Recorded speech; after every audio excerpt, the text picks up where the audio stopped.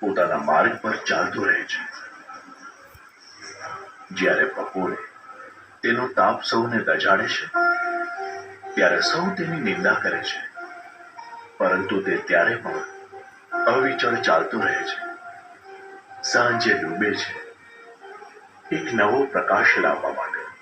સૂર્ય જો પ્રશંસા કે નિંદાની ચિંતા કરવા લાગે તો આ સંપૂર્ણ સંસારને પ્રકાશ આપવાના તેના લક્ષ્યને કેવી રીતે પૂર્ણ કરશે?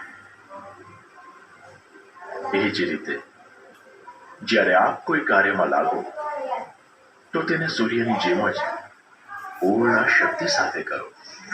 તેમાં તપો, વધો, વિશ્વાસની સાથે. કારણ કે પ્રશંસા અભિમાન આપશે અને નિંદા નિરાશા લાવશે. ના પ્રશંસાનો મોહ, ના નિંદાનો ભય. કેવળ આપના કર્મ પર વિશ્વાસ કરો. પોતાના લક્ષ્ય સુધી પહોંચવાની કેવળ આ જ એક ચાવી છે.